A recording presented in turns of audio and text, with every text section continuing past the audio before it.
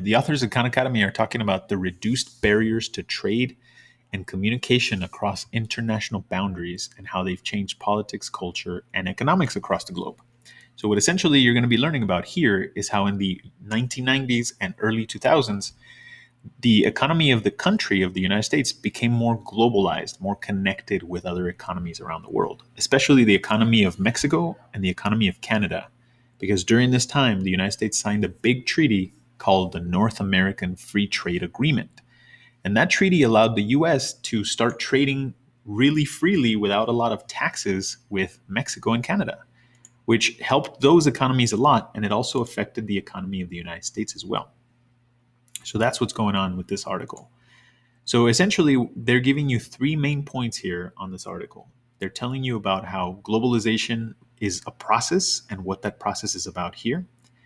They're telling you about how it's not new, how it actually accelerated in the 1990s, and how it contributed to a public debate about whether, I'm sorry, about whether or not this was a good thing for people.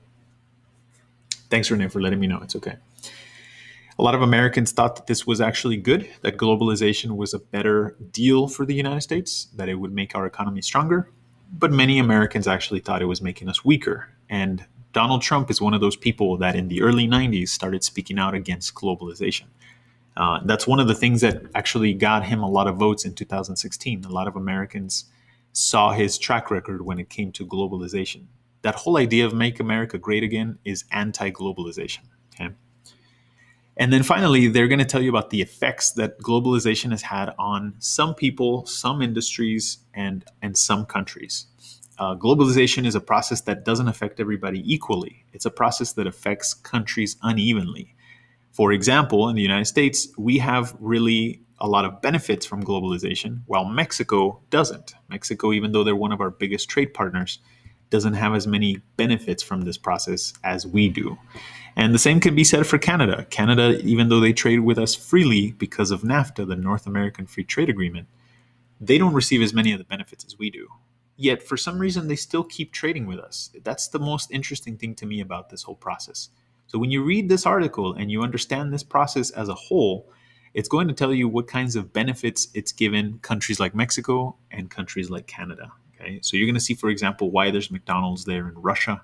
This is part of the globalization process, right? And if you don't understand globalization, just imagine that before the early 90s and before the late 80s, each country basically did trade with very few other countries around the world. But during the 90s, we entered an era of globalization where more and more countries started to trade with each other. They started writing treaties with each other like this one that you're going to read about here, the North American Free Trade Agreement. And yeah, that one was really controversial. It cost Clinton possibly a lot of voters, but he still won the re-election. So despite signing this treaty, he still became president again. And so he was basically our president for the whole 1990s. For 8 of the 10 years in the 1990s, he was our president. Now, at the end of the article, remember, they always ask you these what do you think questions? And I find this one really interesting about the overall effects. Have they been positive or negative? They tell you their opinion here at the end, where it says the dark side of globalization. They tell you, for example, about how globalization might have had to do with the 9/11 attacks. I don't know. I kind of disagree with the authors here of Khan Academy, but you're not asking my opinion. I'm just telling you what I think here. I kind of disagree with them about this dark side of globalization. But then again, I am the product of globalization. The reason I'm in the United States is because the United States is a global country. If it wasn't, I wouldn't be here talking to you right now.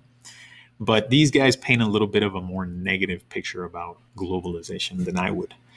Anyway, homies, the reason I'm showing you the article again is because you have a quiz about this on the Google Classroom. It's called A New Economy, topic 9.2. Okay.